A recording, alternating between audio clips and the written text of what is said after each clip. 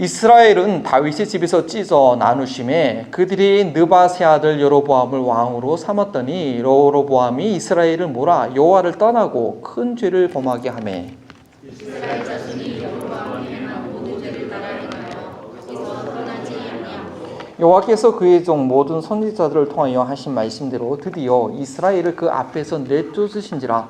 이스라엘이 고향에서 아수르에 잡혀가서 오늘까지 이르렀더라. 이와 같이 그들이 여호와를 경외하며 여호와께서부터 문제하든지 민중의 공속대로 자기의 신으로 섬겼더라. 그때 히스기야가 병들어 죽게 되었으므로 여호와께 기도하며 여호와께서 그에게 대답하시고 또 이적을 보이셨으니 히스기야가 마음이 교만하여 그 받은 은혜를 부탁하지 아니하고 진노가 그와 유다와 예루살렘에 내리게 되었더니. 함께 읽겠습니다. 히스기야가 마음의 교만함을 뉘우치고 예루살렘 주민들도 그와 같이 하였으므로 여호와의 진노가 히스기야의 생전에는 그들에게 나지 아니하니라. 아멘. 예, 자리에 죄송합니다. 예. 31절은 제가 읽어드리겠습니다. 자리에 앉으시고요. 예. 그러나 바벨론 방백들이 히스기야에게 사신을 보내어 그 땅에 나타난 이적을 물을 때에 하나님이 히스기야를 떠나시고 그의 심중에 있는 것을 다 알고자 하사 시험하셨더라. 이는 살아계신 하나님의 말씀입니다. 제가 말씀을 여기저기서 이렇게 조합을 해가지고요. 좀 하겠습니다. 오늘 더 스토리 16과 멸망의 시작이라는 그런 성경 공부를 한 주간 하셨을 것입니다. 요 몇 주간은 좀 말씀이 계속 이스라엘을 사랑하셔서 하나님께서 책망하시는 그 말씀이기 때문에 제 역시도 참 말씀을 전할 때마다 부담이 되지만 우리가 1년 가운데 신앙생활 할 때 요 시즌 계속 우리의 마음을 아주 세밀하게 살피시는 그런 하나님의 음성을 들을 필요는 있다고 생각이 됩니다. 운전 중에 운전하시다가 혹시 가스가 떨어져가지고 중간에 차 멈춰본 분 계셔요? 예. 예, 저도 그런 경험이 있어서 지금 손을 들고 있습니다. 예. 보통 요즘 새로 나온 차들은 이렇게 한 40마일 정도 가스가 그냥 40마일 정도 뛸 수 있을 정도 남았을 때부터 이게 빨간색 또 노란색 이게 불을 뜨잖아요. 딱 뜨면은 이제 바로 이제 주유소 찾아가서 기름을 넣으니까 뭐 거의 그런 일은 없을 것 같아요. 때로는 이렇게 불이 딱 떠도 뭐 나중에 넣지 하다가 갑자기 이 주유소가 안 나타나가지고 막 이렇게 막 당황하신 경우가 있는지 모르겠습니다. 2015년도인가요? 이렇게 여름방학 때 아이들과 함께 데스밸리에 네바다주에 있는 미국에 있는 가장 큰 국립공원이죠. 거기에 여행이 갔었는데 거기 주유소가 딱 한 개 있어요. 정 가운데 한 군데가 있는데 데스밸리가 수면보다 되게 낮고 엄청 덥고 엄청 광야거든요. 근데 주유소가 딱 한 개 있는데 기름이 엄청 비싸요. 거의 5불에 해당돼요. 그래가지고 우리가 너무 비싸가지고 그냥 반밖에 안 넣고 갔거든요. 중간에 저녁 때 빠져나와서 이제 샌프란시스코 가는데 막 기름이 떨어져 가는 거예요. 예. 거기서 차 쓰면은 뭐 이거는 방법이 없거든요. 예. 그때 제 아내가 운전을 했는데 하여튼 막 가슴 막 졸이면서 나왔던 그런 기억이 있습니다. 그리고 제가 차를 2000년도에 처음으로 차를 구입해서 신학대학원 입학할 때 차를 처음으로 구입했는데 그때 그 대한민국의 대표적인 국민차 티코 중고차를 단돈 40만 원에 이제 구입을 해서 이제 운전을 했는데요. 근데 그 차가 그 계량기가 거의 고장난 차였어요. 워닝 등이 안 뜨는 차였어요. 차를 처음 사가지고 이렇게 신나게 모는데 뭐 이렇게 주유기는 다 바닥인데 차 계속 잘 가네요. 야, 역시 경차가 대단하다. 이 연비가 엄청 돋네. 하고 막 가는데 갑자기 이 사거리 신호등에서 차가 툭 서버리네요. 이 경고등이 이게 고장이 나가지고 불이 안 뜬 거죠. 그래가지고 내려가지고 막 주유소 찾아가지고 그 1.5리터의 그 PT병에다 기름 담아가지고 간신히 이제 넣어가지고 차를 움직였던 그런 기억이 있습니다. 이게 가스등이 그 불을 잘 봐야 되는 것처럼요. 우리 삶 가운데도 여러 가지 이렇게 경고의 메시지가 뜰 때가 있습니다. 특별히 지금 건강에 좀 이상 신호가 있으면 작은 신호가 있을 때 잘 치료하셔야지 나중에 큰 병 걸리지 않고 잘 치료가 됩니다. 근데 우리의 믿음 생활에 있어서도요, 이 경고의 등이 있다라는 것입니다. 하나님과의 관계에 있어서 합당하지 못한 그런 것을 성령님께서 말씀해 주실 때 우리가 바로 듣고 돌이켜야지 죄에 대해서 무감각해지지 않게 됩니다. 이번 주일 더 스토리 제16과 멸망의 시작은 북이스라엘이 어떻게 망하게 되었는지, 우리 남유다가 어떻게 멸망의 선고를 너희는 망할 것이다, 포로가 될 것이다 라는 그 선고를 받았는지 보여주고 있습니다. 하나님께서 아브라함을 택해서 만드셨던 이 민족, 온 열방 가운데 제사장 나라로 세워졌던 이 민족, 하나님과 언약 관계 가운데 있었던 이 이스라엘이 어찌하다가 어찌하여 이런 일이 있게 되었는지, 이들이요 갑자기 하늘에서 벼락이 탁 맞아가지고 날벼락 맞은 것처럼 그렇게 망한 것은 아닙니다. 분명히 그 과정 가운데 오래전부터 사인이 있었고 경고함이 있었고요, 그 경고등이 계속 켜져 있었다라는 것입니다. 그것이 무엇이었는지 오늘 말씀을 통해서 우리가 확인함으로 내 앞에 그 경고등이 켜져 있을 때 저희가 정신을 바짝 차릴 수 있게 되길 바랍니다. 첫째로, 멸망의 시작은 양다리를 거치는 그런 혼합주의에서 시작된 것입니다. 혹시 연애하실 때 양다리 걸쳐본 적, 아니 양다리 걸치면 당해본 적 있었습니까? 네. 양다리, 혼합주의 때문에 이스라엘이 멸망을 당했고요. 그래서 이스라엘 멸망은 시작부터 예견이 되었습니다. 초대왕 여로보암이 하나님의 약속을 전적으로 의지하기보다는요, 두 절에 말씀드렸지만 인간적인 방법으로 금송아지를 베델과 단에 세워서 자신의 왕국을 지키려고 했지요. 그리고 그것을 하나님이 예배할 장소라고 그렇게 선포했습니다. 그리고 그 예배를 위해서 제사장도 따로 세우고 절기로 따로 정했기 때문에 율법을 잘 모르는 백성들은 그 여로보암 왕이 얘기한 대로, 자, 이 금송아지가 너희를 애굽에서 인도해낸 그 하나님이다 하고 그것이 하나님인 줄 알고 이 백성들은 예배를 드렸고요. 이러한 전통은 북이스라엘이 멸망하기 전까지 200년간 계속 지속되었습니다. 오늘 본문 말씀을 읽었던 열왕기하 17장 말씀 한 장 전체는 북이스라엘이 어떻게 멸망되었는지를 쭉 간략하게 요약적으로 포괄적으로 설명하고 있는 내용이고요. 그 중에서 그 22절 말씀은 그 내용의 바로 결론에 해당됩니다.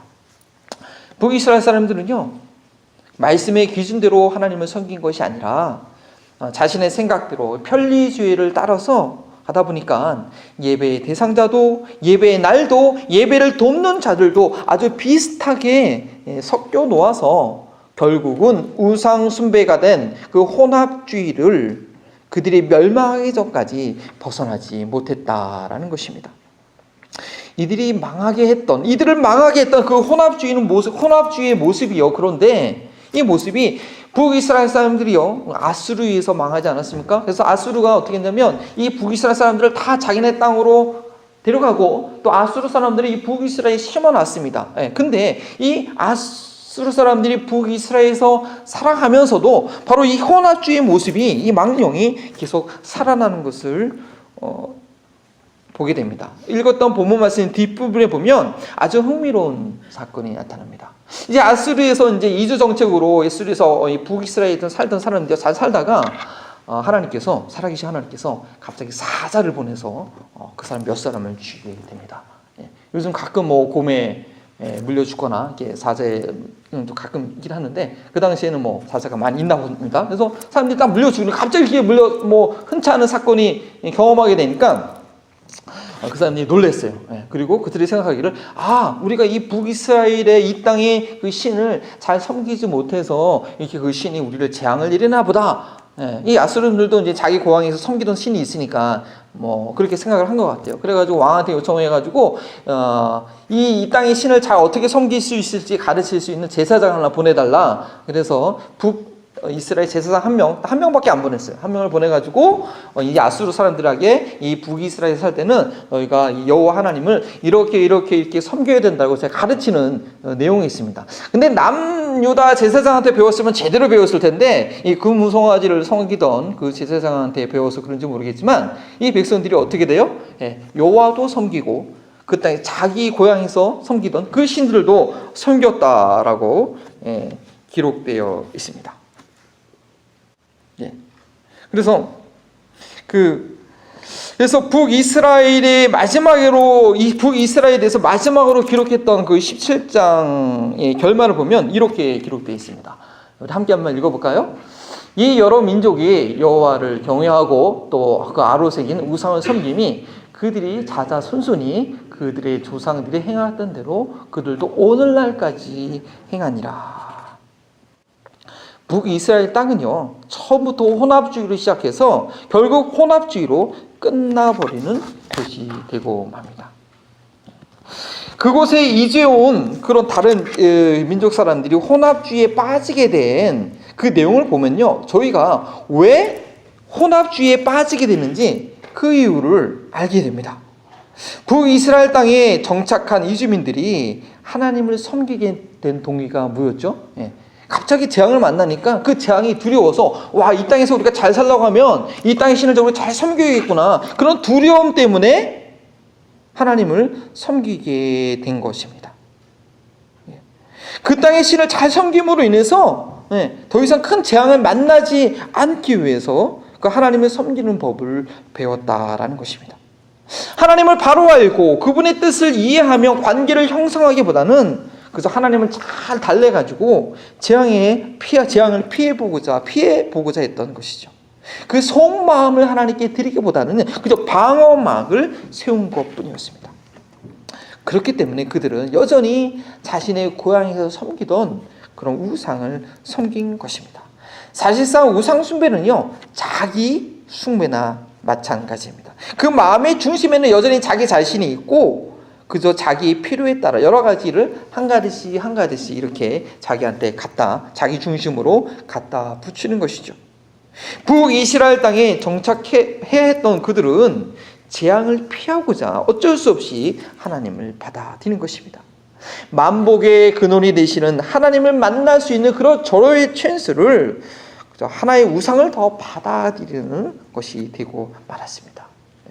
그래서 우리 힌두교인들 전도할 때 진짜 조심하세요. 그들을 예수님 영접하러 가려면 아주 기쁨으로 영접합니다. 한 1000여 개의 신을 자기가 섬기고 있어서 잘 있었는데 그 중에서 하나 더 신을 섬기게 됐다고 해서 예수님 영접하는 거 그들한테는 아무 부담이 없어요.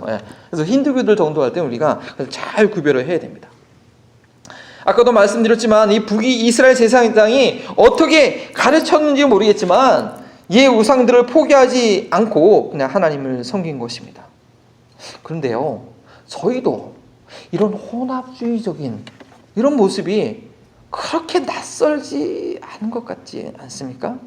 우리가 예수님을 믿고 따라간다고 하지만 여전히 예전의 습관과 예전의 그 사고방식과 물건 깎을 때 보면 예수님 잠깐 저기 나가 계세요. 저희 성자한테 단둘이 할 얘기가 있으니까 그렇게 물건을 흥정한다거나 예전의 방식을 다 믿음으로 얻는 구원이니까 예전의 삶의 방식을 포기하지 못한 우리의 모습이 있지 않습니까?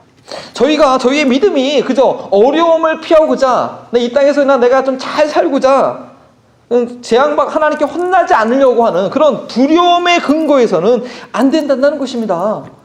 우리가 예수님 믿는 것, 우리가 주일 성수하는 것, 우리가 헌금 드리는 것이 이 땅에 살면서 재앙 만나지 않기 위한 것이 되어서는 절대 안 됩니다.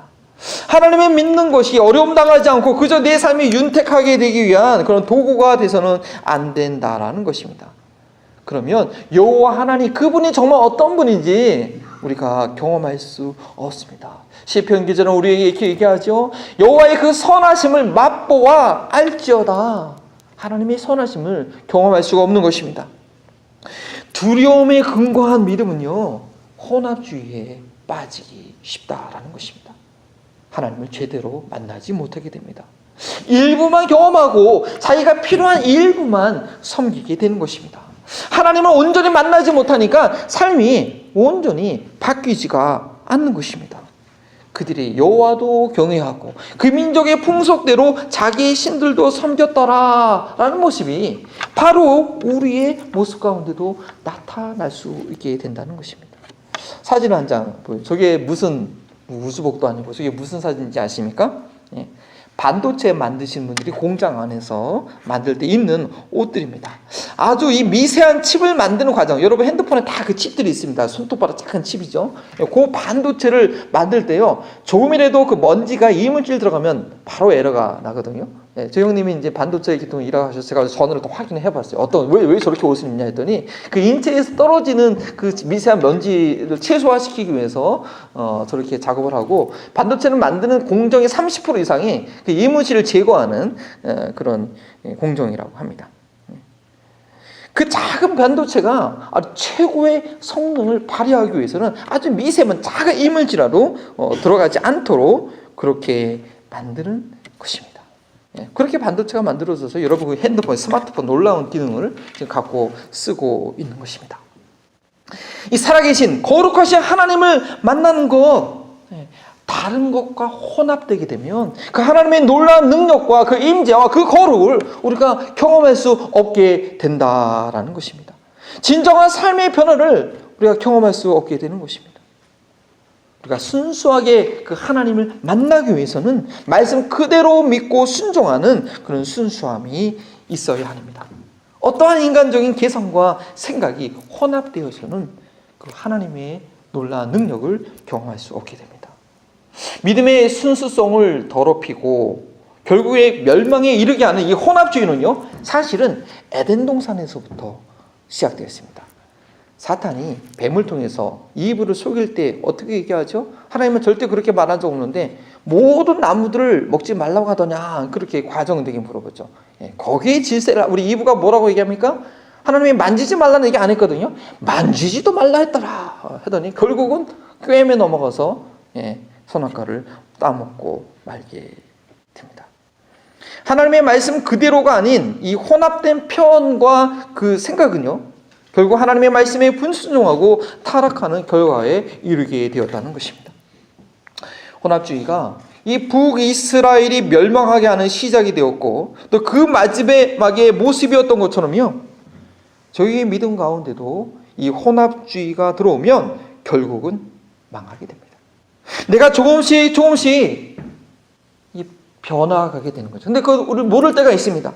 내가 이렇게 조금씩 어떻게 희석되고 있는가, 우리가 그것을 볼 수 있어야 되는데, 나의 믿음이 변질되었고 세상적 가치와 혼합되는 것을 우리가 어떻게 알 수 있을까요?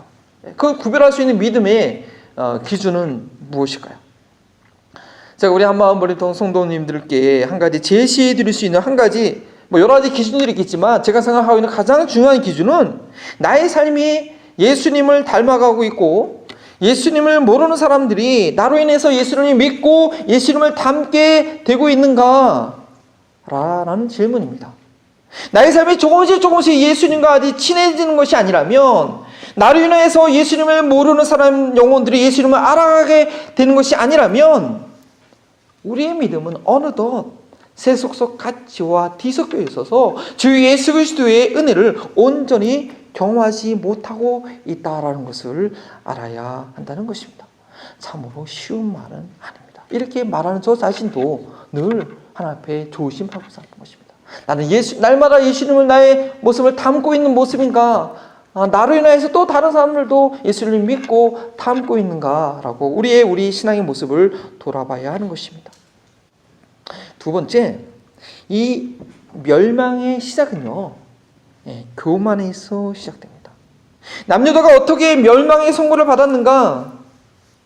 남유다가 멸망하게 된다고, 바벨론의 포로로 끌려가게 된다고 처음 예언한 선지자는 누구냐? 이사야입니다. 오늘 성경 공부할 시간에 이사야를 많이 배우지 않았습니까? 이 이사야는요, 남유다의 우시와 요담, 아스, 히시기야 4명의 왕이 다스리는 동안에 예언한 선지자인데, 이 4명의 왕들은요, 아하스 왕을 빼고는 다 여호와 앞에 정직하게 행했다라고 그렇게 칭찬받은 그런 왕들이었습니다. 그런데 이 요담이 다스릴 때는, 요담이 그렇게 선하게 다스렸지만 그 백성들은 부패하여 있었고요. 이 요담의 아들, 이 아하스 왕에 와서는요, 정말 선한 왕, 대여섯 명이 한 거 다 무너뜨릴 정도로 아주 극심한 우상숭배, 왕의 주도로 우상숭배와 각종 불법과 악행이 이 예루살렘 성전에 아주 가득했습니다. 그래서 이스라엘 선지자는 유다의 이러한 백성들에 대해서 다음과 같이 한탄하고 있습니다. 이사야서 1장 4절에 보니까 슬프다 범죄한 나라요, 허물진 백성이요, 행악의 종자요, 행위가 부패한 자식이로다. 그들이 여호와를 버리며 이스라엘의 거룩하신 이를 만홀히 여겨 멀리하고 물러갔더라. 그런데요, 그럼에도 불구하고 유다가 망하게 된다, 바벨론의 포로로 끌어간다라고 하는 것은 저들의 범죄 때문에 하나님께서 그렇게 말씀하신 것이 아니었다는 사실입니다. 아하스 왕이 그렇게 우상 숭배를 했기 때문에 아하스 왕 때 하나님께서 너희는 바벨론으로 끌려갈 것이다 라고 그렇게 선고한 게 아니라는 것입니다. 아이러니컬하게도 남유다의 가장 선한 왕, 이 히스기야 왕 때 바로 너희가 바벨론의 포로로 끌려가게 될 것이다 라는 선고가 있었습니다. 이게 무슨 말인가 하냐면요, 히스기야가요 그 18만 5천 성공하셨죠. 18만 5천의 그 아수르의 대군의 그 침공 앞에 아주 그냥 의젓했습니다. 절대적으로 하나님을 신뢰하죠. 그 편지, 사내의 편지를 두고 하나님 앞에 하나님 살아계심을 보여달라고 해서 그 18만 5천 명을 하루 만에 무찔리는, 죽게 되는 그런 놀라운 성공을 거두고 그 이후에 얼마 안 돼서 이 히스기야가 죽을 병에 걸려요. 그냥 그 죽을 병에 걸려서 하나님 앞에 갔으면 한 좋을 뻔했는데 히스기야가 그게 참 안타까웠던 것 같아요. 이 이사야 선지자를 통해서 이제 너는 죽게 될 때니까 이제 집을 정리하고 하라는 그런 말씀을 들었을 때요, 그 말을 듣자마자 히스기야가 얼굴을 벽에 향하고 하나님 앞에 기도합니다. 하나님, 전심으로 구합니다. 지금까지 내가 주를 위해서 헌신했던 그 모든 선한 일을 기억하사 자신의 생명을 좀 연장해달라고 그렇게 기도해요. 그래서 이제 죽게 될 것이라고 선고하는 그 이사야가 그 성읍에 반을 가기도 전에도 반을 나가기 전에 하나님께서 응답하세요. 그래서 너희가 15년 생명을 더 연장하고 그동안 내가 아수르의 유로부터 너를 지켜주겠다라는 그런 하나님께서 응답을 해주시죠. 그래서 히스기야가 15년을 더 살게 됐는데, 때마침 그때 어느 나라에서 이 북에 있는 아수르를 대적할 만한, 경쟁할 만한 이 바벨론이 신흥제국 바벨론이 막 성장하고 있었거든요. 이 바벨론에서 어떻게 그 소문을 들었는지, 물론 그 아수르의 대군은 물리쳤으니까 이 사람들이 아주 그냥 되게 호기심이 많았겠죠. 그런데 그 히스기야가 죽을 병에 걸렸다는 그 소문을 듣고 이 사절단을 보냅니다. 많은 선물과 편지를, 그 바벨론의 왕의 편지를 보내가지고 병문안을 와요. 그 히스기야가요 아주 기뻤어요.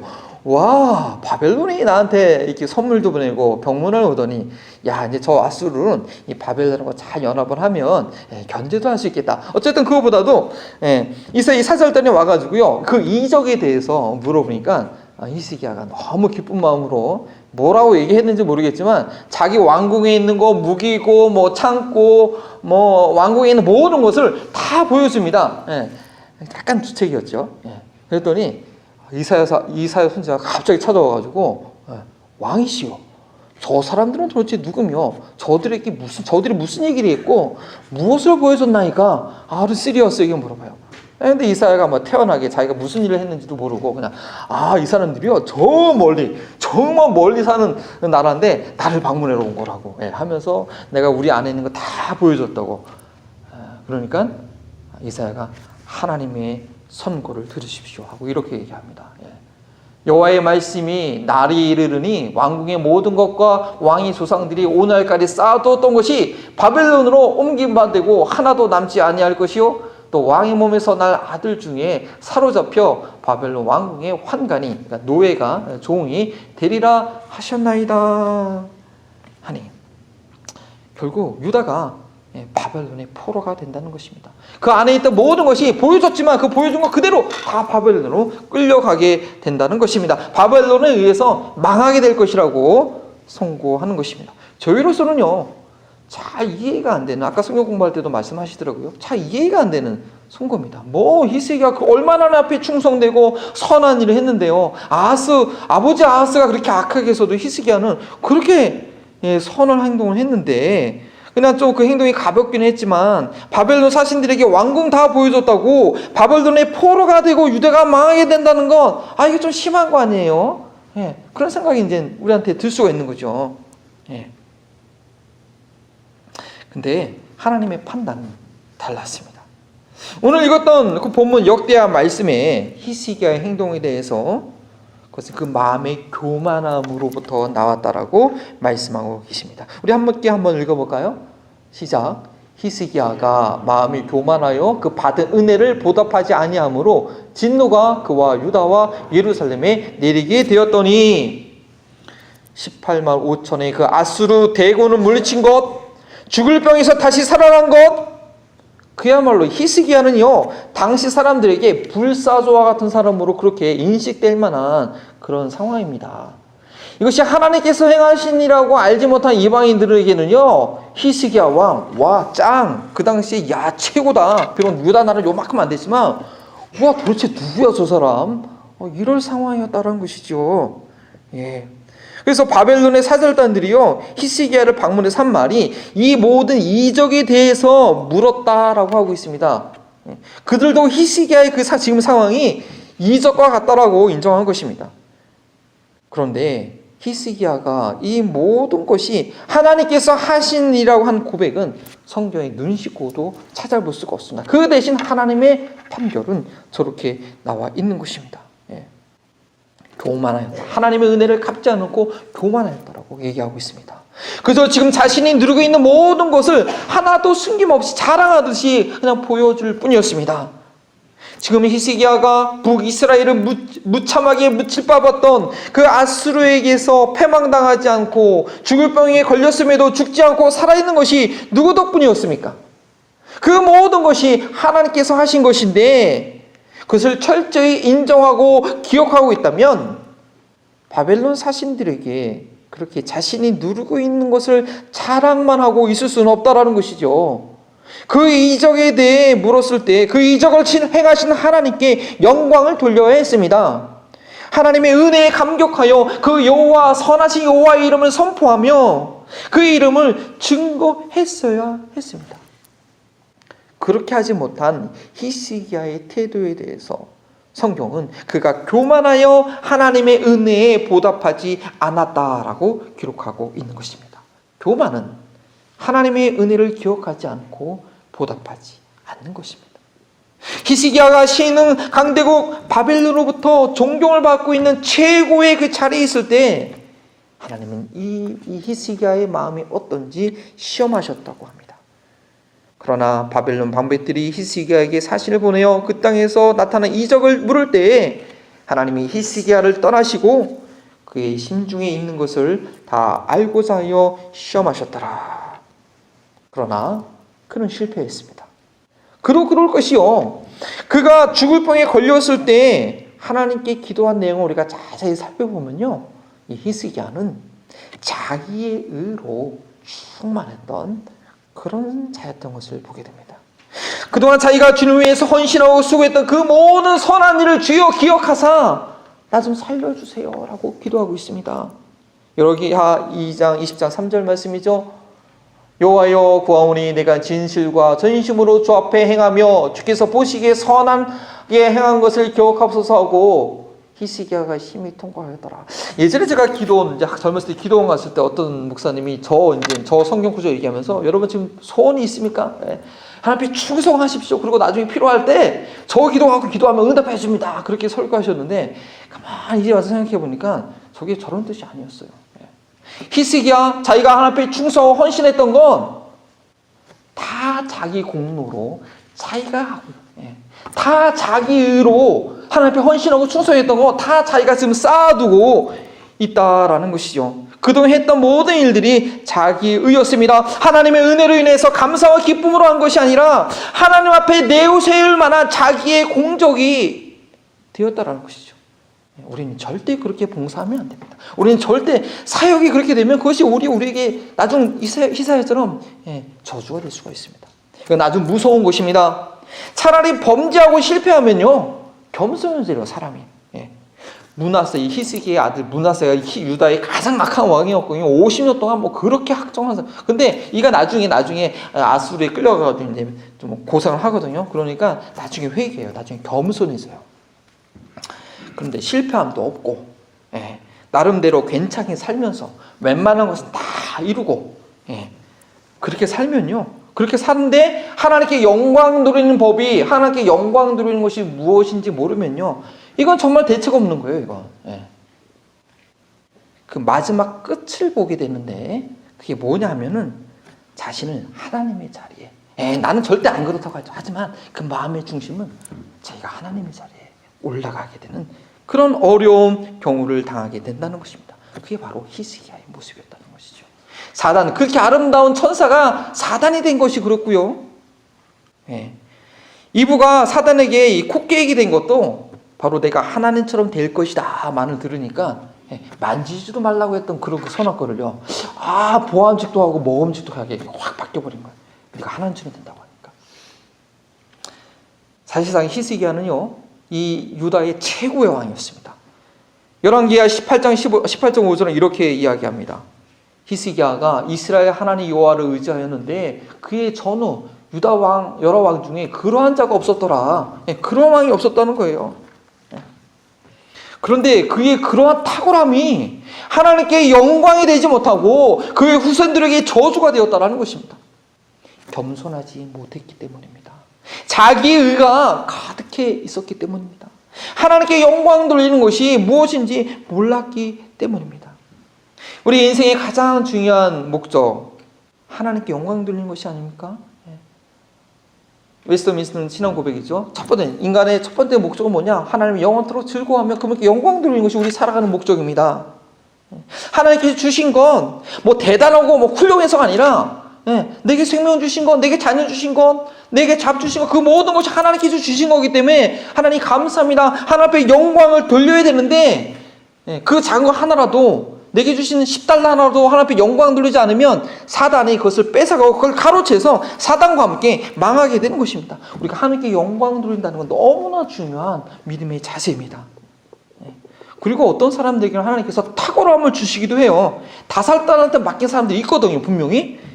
근데 그들이 그것이 자기의 의와 자랑이 되버리면 자신도 망하고 그 주변에 있는 사람도 함께 망하게 됩니다.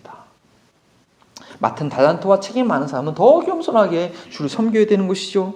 다윗에게 주셨던 은혜와 약속이 있었던 이 남유다가 다음 주에 배우시게 되겠지만 이 70년 동안 바벨론의 포로의 생활의 연단을 받을 수밖에 없었던 것은요, 다시 한번 말씀드리지만 광명한 천사가 타락했던 아담과 이브가 타락했던 그 교만으로 인한 것이었다라는 것입니다. 물론 표면적으로는요, 히스기야가 15년 동안 더 살면서 낳은 그 아들, 그 므낫세가 너무나 악하게 50년 동안 악하게 행해가지고요, 요시에가 그렇게 막 종교욕을 했어도 이 므낫세 악 때문에 하나님께서 유다를 용서를 안 하셨다라고 그렇게 표면적인 이유는 나와 있지만 그 근본 원인은 히스기야의 교만으로 인해서 이미 하나님께서 그 연단을 멸망을 선고하신 거였습니다. 모든 것이 하나님의 은혜요, 하나님께서 친히 하신 것이요, 오직 하나님께만 영광 돌릴 일이라는 것을 우리가 매 순간 생각하지 못한다면요, 평안함을 누리고 있는 것, 그리고 승승장구, 문제없이 승승장구하는 것, 그것이 도리요, 그 누구도 예상치 못할 멸망의 길로 가고 있는 경고의 등이 켜져 있다는 것을 우리가 알아야 됩니다. 교만, 그래서 하나님께서 가장 미워하시는 것입니다. 누가 교만한 마음이 있으면 하나님은 번쩍 찾아가서 아주 그를 그냥 표적으로 삼고 거기서 대적 타겟으로 삼는 것이 바로 교만입니다. 야고보서 4장 6절에 하나님께서 교만한 자를 대적하시고 겸손한 자에게 은혜를 주신다고 합니다. 전심으로 하나님을 찾는 자도 하나님께서 눈을 기울이시지만 찾지 않아도 교만한 마음을 갖고 있어. 누가 교만한 마음을 갖고 있는가? 그를 타겟으로 하나님께서 징벌하신다는 그 하나님의 속성을 우리가 알고 하나님 앞에 겸손한 마음을 가져야 됩니다. 내 마음 가운데 교만이 있다는 분명한 경고등 한 가지를 여러분께 알려드리기 원합니다. 제가 경험했기 때문에 알려드릴 수 있는 것입니다. 바로 무엇이냐? 다른 사람에 대한 정죄감으로 그 미움을 떨쳐버릴 수 없을 때라는 것입니다. 여러분들, 분별과 정죄는요, 분별과 정죄는 악에 대한 반응이라는 동일한 현상이지만 긍휼을 가지고 있느냐, 교만을 가지고 있느냐에 따라서 완전히 천국과 지옥으로 나눠지는 그런 것이 됩니다. 어떤 사람이 악을 행한다 할지라도 긍휼함을 갖고 있으면요, 불쌍히 여기고 이렇게 용서함으로써 분별력이 생겨서 더 이상 그 사람의 악을 피하게 됩니다. 국민을 갖고 있으면 분별력이 생겨서 그 악을 피하게 돼요. 근데 그 마음에 교만함이 있으면 어떤 사람이 내가 악을 행할 때 내가 스스로 하나님에 대해서 그것을 정죄하고 심판하고, 그러니까 절대 용서가 안 되는 거야. 내가 심판을 해야 되니까. 내가 정죄를 했으니까. 그러니까 그 미움에 사로잡혀가지고 평생 지옥 같은 삶을 이제 살게 되는 것이죠.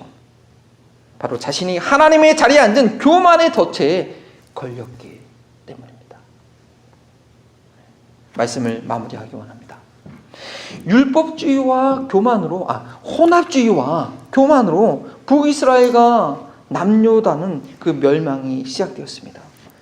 혼합주의와 교만은요, 멸망의 길에 섰다라고 알려주는 그런 사인, 번쩍번쩍하는 경고 등입니다. 이 경고를 우리는 볼 수 있어야 됩니다. 이 경고등이 고장나면 안 됩니다. 이 경고를 볼 수 있는 영안의 눈이 열려야 됩니다. 제가 처음으로 소유했던 우리 국민 소형차, 이 티코가 아쉽게도 이 주유구에 이 불이 고장나가지고 제가 신호등 사거리에서 멈췄으면 그런 망신을 피할 수 없었는데요. 우리가 반드시 알아야 될 여러분과 저희의 믿음의 경고등은 무엇입니까? 나의 삶이 조금씩 예수님을 닮아가는 것이 없고 나로 인하여서 예수님을 믿고 닮아가는 영혼이 우리 주변에 없다면 혼합주의의 경고등이 반짝반짝 켜있는 것입니다. 분별이 아니라 정죄감으로 미움의 감정에 사로잡혀 있다면 내가 하나님의 자리에 앉아있는 그 교만의 경고등이 반짝반짝 켜있다는 것입니다. 하나님의 이야기, 벌링턴의 이야기, 이번 주부터 제 4부 하나님 나라의 고난에 관한 이야기를 듣고 있습니다. 이스라엘 역사 가운데 자신의 이야기를 써가셨던 이 하나님께서는 오늘도 동일하게 살아계셔서 우리 벌링턴 가운데 자신의 이야기를 써가고 계십니다. 제가 매 주일마다 이렇게 성경 이야기를, 많은 이야기를 하고 있지만 사실은 우리의 삶 가운데 쓰여질 이 하나님의 이야기는, 여러분을 통해서 나타나는 하나님 이야기를 더 풍성하고 다양합니다. 그것을 볼 수 있어야 되고 그것을 인정할 수 있어야 됩니다. 우리 구원받은 그리스도인 한 명은요, 우리 무한하신 하나님, 그 하나님이 모두 각자에 대한 계획과 목적과 인도하심이 있습니다. 각자의 부르신 그 소명을 따라서 우리는 그 목적을 향하여 달려가고 있고 하나님의 능력의 손으로 우리를 강하게 잡아서 이끌어 가고 계십니다. 그런데요, 그 목적에 다 이를 텐데 이르기까지 어떤 사람은 신학가의 씹은 나무처럼 시절을 따라 풍성한 열매를 맺는데, 어떤 사람은 가뭄에 바짝 말라버린 그 나무처럼 간신히 생명만 유지하고 있는 그런 삶을 사는 사람들도 우리 주변에 너무 볼 수 있다라는 것입니다. 왜 그럴까요? 그 모든 과정조차도 하나님께서 정해놓으신 것이고 그냥 그 길을 따라가고 있는 걸까요? 아니요, 저는 그렇게 믿지 않습니다. 북이스라엘과 남유다의 많은 선한 왕들과 악한 왕들의 여기가 우리 앞에 있습니다. 그들이 하나님 앞에 어떻게 믿음으로 반응했냐에 따라서, 그들이 하나님 앞에 어떻게 겸손히 자기를 낮추고 회개하냐에 따라서 그 결과는 너무나 다르게 나타나 있고, 그 이야기가 바로 오늘날 나를 위해서 성경에 기록되어 있으며 그 음성이 지금 저와 여러분들에게 들려지고 있는 것입니다. 그 경고를 듣고 돌이킨다면 살 것이요, 무시하고 눈 감아 버린다면 그 멸망의 시작이 바로 나에게 임할 수 있다는 것입니다. 내가 봐야 할 경고도 지금 보고 계십니까? 지금 함께 기도하시기 원합니다. 참으로 나를 사랑하시고 나에 대한 놀라운 계획이 있으셔서 나를 택하시고 내 인생 가운데 관여하시고 참여하시는 그 하나님, 나의 삶을 이끌고 계시는데 교만함과 혼합주의로 인하여 나도 모르게 그 멸망의 길로 가고 있는 것이 있지 않는지, 제가 조용히 성령의 음성을 함께 듣는 시간 되기 원합니다.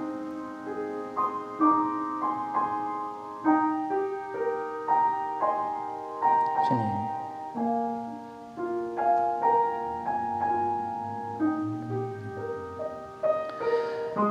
사랑의 아버지 하나님, 하나님께서 우리를 끝까지 책임져 주신 줄 믿습니다. 비록 우리의 무지함과 악함을 인하여 멸망의 길로 들어서고 그 경고가 있음에도 불구하고 듣지 못한다 할지라도 하나님께서 우리를 연단하심으로 새롭게 할 소망을 갖습니다. 그러나 하나님, 더욱더 하나님 앞에 큰 영광 돌려드리기 원합니다. 더 풍성한 열매로 하나님 앞에 올려드리기 원합니다. 마른 나사기처럼 근근히 생명을 유지하는 것이 아니라 하나님 기뻐하신 데 헌신하는 저희들 되기 원합니다. 여기서 시시때때로 성령으로 예배 가운데 말씀 묵상하는 가운데 말씀하신 그 음성 생명체로 붙잡고 순종할 수 있는 그 멸망의 길에서 벗어날 수 있는 저희들 되게 하여 주시옵소서. 참으로 쉽지 않은 말씀을 매주마다 듣고 있습니다. 하나님, 그러나 이 말씀이 정말로 나를 살리며 나를 더욱더 성숙하게 하며 나를 더욱더 새롭게 하시는 생명의 말씀인지 아오니 주님 말씀하옵소서. 종이 쫓겠나이다. 감사하며 예수 그리스도의 이름으로 기도합니다. 아멘. 우리 다 함께 일어나셔서 응답 찬양 1절과 3절 들으십니다. 하나님의 은혜로 있을 데 없는 자 왜 구속하여 주는지 난 알 수 없도다. 내가 믿고 더 의지함은 내 모든 형편 아시는 주님 늘 돌고 와주실 것은 내 확실히 아는. 왜 내게 성령 주셔서 내 마음을 감동해. 주 예수 믿게 하는지 난 알 수 없도다. 내가 믿고 내 모든 형편 아시는 주님 늘 보여주실 것은 나는 확실히 아네. 드려진 예물을 위해서 기도합니다. 아버지 하나님 감사합니다. 우리 귀한 기업과 가정과 자녀들과 하나님 직장을 허락하신 주님께 영광을 올려드립니다. 하나님께서 주신 것 하나님 앞에 올려드립니다. 하나님의 영광 위해서 사용하여 주시옵시고 한 주간의 삶 가운데도 하나님 앞에 영광 돌리기 위해서 정말 힘껏 즐겁게 감사하며 우리 나를 부르신 주님만 바라보며 의지하며 믿음으로 승리할 수 있는 저희 모든 성도들 될 수 있도록 인도하여 주시옵소서. 감사하며 예수 그리스도 이름으로 기도합니다. 이제는 우리의 모든 허물과 저주를 십자가에서 대신 받으신 예수 그리스도의 은혜와 우리를 불꽃 같은 눈동자로 지켜보시고 살피시는 하나님의 사랑하심과 우리가 멸망의 유혹 가운데 있을 때마다 경고하시고 깨닫게 하시고 돌이키게 하시는 성령님의 위로하심과 교통하심이 멸망의 시작이 무엇인지 깨닫고 하나님께로 돌이켜 더 가까이 나아가기 원하는 우리 한마음버린턴 교회 모든 성도님들과 이 지역사회 가운데 지금부터 영원토록 함께 하시기를 축원하옵나이다.